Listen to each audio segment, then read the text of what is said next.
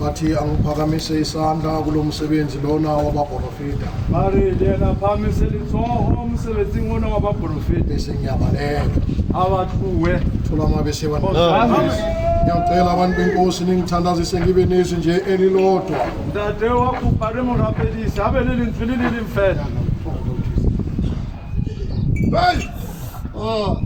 Thola amabese abantu. Thola amabena. Ngibe nezwi nje elilodwa abantu benkosi bese ngiyabaleka.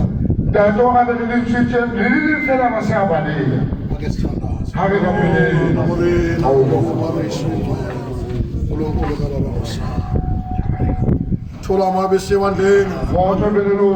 Kakhulu uJehova ukhuluma noMose. Thola amabese wandleni. Uthi ake ungenzele amakiloko amabili nje esiliva.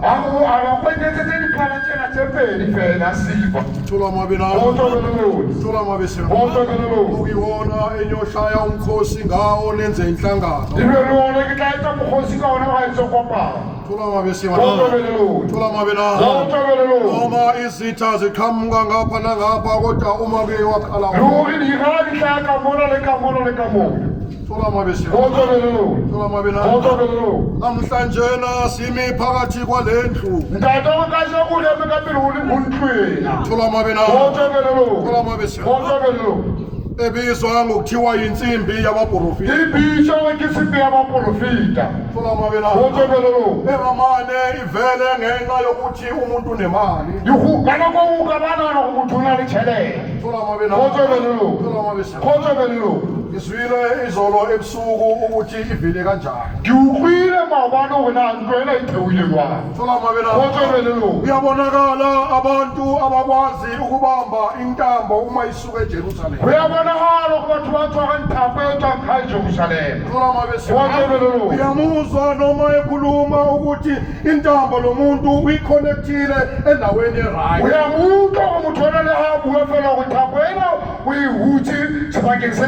Njengalokhu iJerusalema ibhodwe elikhulu elizalela amanye amabhodwe. Thola amabese. Umsebenzi wamanzi. Umsebenzi wesandla sabaprofita. Kukula ngelinye ilanga umprofita ubaba Mathuso. Athi sibonile isandla ngisasemncane. Umhlaba wonke. Ukuthola amabena. Uthi lelo lizwi lathi nawe uyoba phasi kwaleso. Elinye ilanga athi akusibo bonke abayobona. Akusibo bonke abayobona umprofita.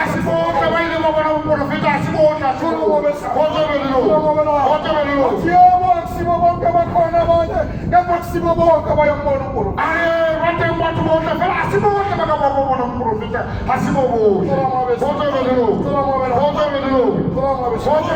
Angikhumbula lolu suku mbuka lensimbi ngikhumbula wawethu bababhishophi dishezi.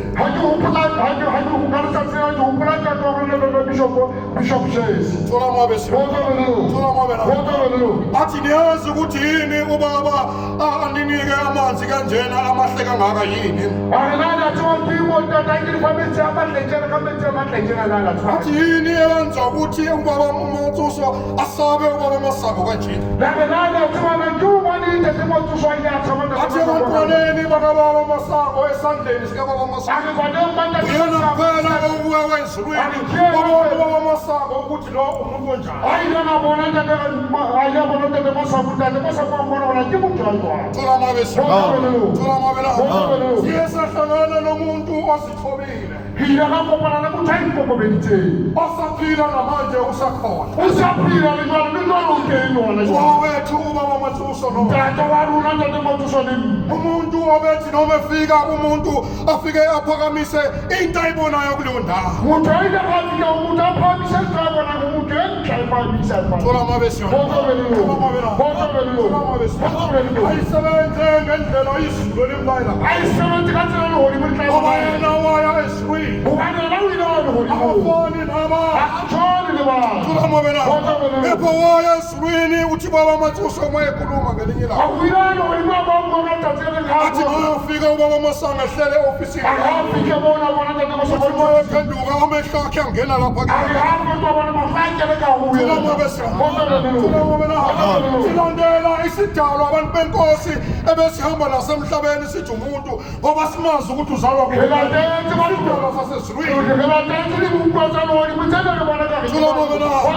yiko sibona le misebenzi uma umemeza igama lakhe akuthumela yena kubaba ubona imisebenzi enje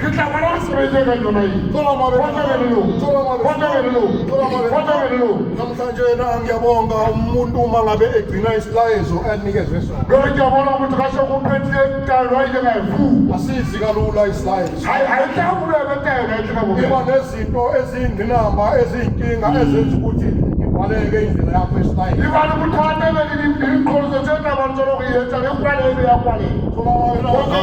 ngiyakhumbula amasi ubaba Matsuso washo kimi ngelinye ilanga mntanami uye la ngikho wathi uye la ngikho noma lapho ngingekho othi uyobonakala ngokugula wazi ukuthi lapho angikho mina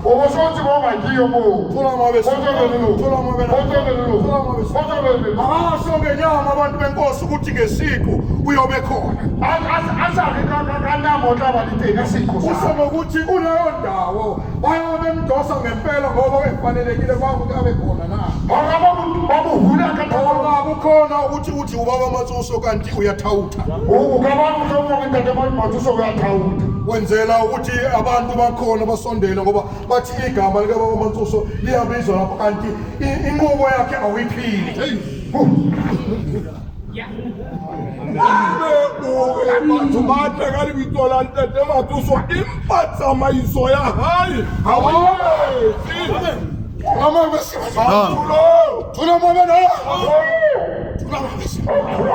lento yomemeza igama likababa Matsuso ngomlomo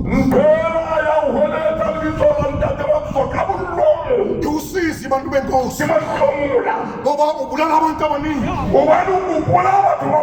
abantu baze bakwethembe ukuthi nawe uyaya eJerusalem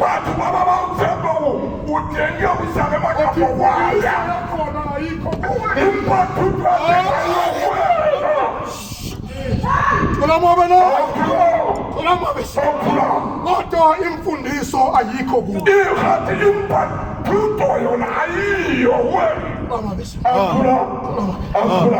baba nabo mama ayikho into ongayenza uma izinyawo zakho singami emasangweni akho Jerusalem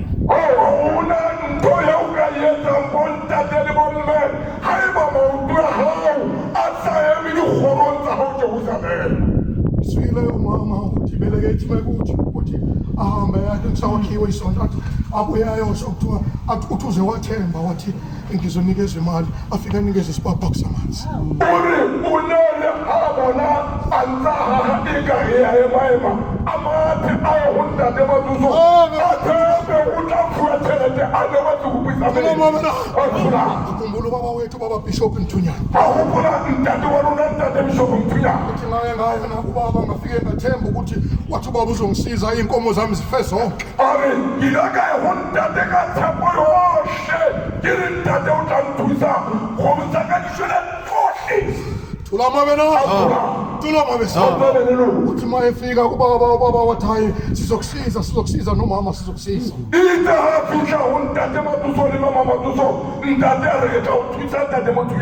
uthi kwashaya isikhathi sokuhamba uthi wayakhona wayocela ukuthi sengiyahamba samtshela ubaba sengiyahamba waphinda namoya ule akakubhathela ashalusete Ntate Matsuso rike kubhathela Ntate zekizama uyimpendulo ithi ubaba uthi amen uhambe kahle angakholwa awuhuta karabo awutlwa rabo ya ntatele ha o tsama hantle tate motho ka a ikutlwa sa dumele thola mabena thola mabena thola mabena ngoba nethemba lokuthi kukhona angasakuthola ubani unana letshepo ya hore se teng seo a tla se fumana yebo baba nabomama kukhona akutholayo yebo bontate le bomme se teng seo a se fumana waphuma ethethe isigubhu salazi ehamba nobaba amathuso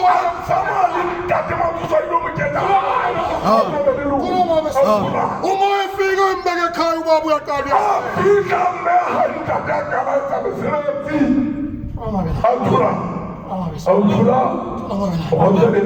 sahlangana nomuntu wasezulwini sahamba naye sambona sathi nangiya kubo siyamazi noma wakhe simbonile nangiya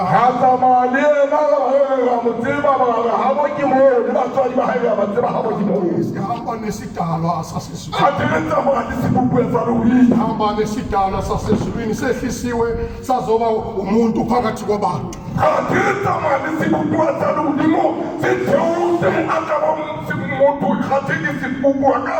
egameni lakhe sibona lemisebenzi engapheli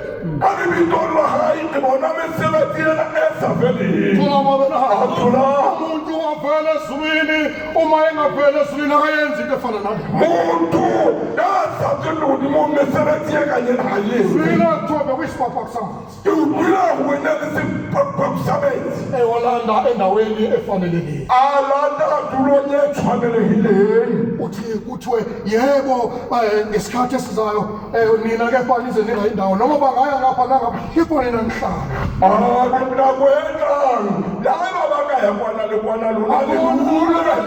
yazi umborofika uyahamba nabantu behambe nabo kodwa bebabona ukuthi ngesikhathi esinzima bayabuketela umborofika watsamale batho atsamayele bona fela abanzima ababona wena kuyabuyima batamufurana awuzwa uma ujesu ekhuluma ngembewu ehlanyela awuzwe amaprofita abuka mbewu yenjalwanga uthi khona enye imbewu eyawela emeveni uthi mbewu yomwe etawela miutlwe enye yawela ematsheni emadoleni enwe itawela matweni enye yawela emhlabathini ovundileyo enwe itawela bayambuza bathi ukhulumelani ngemifanekiso ubani uri rutaka litshwantsho uthi imbewu ililizwi likaNkulunkulu imbewu ewele emeveni abantu benkosi abakholwayo isikhathi ameve khula iminyanise aminyaniswe yizinto zelizwe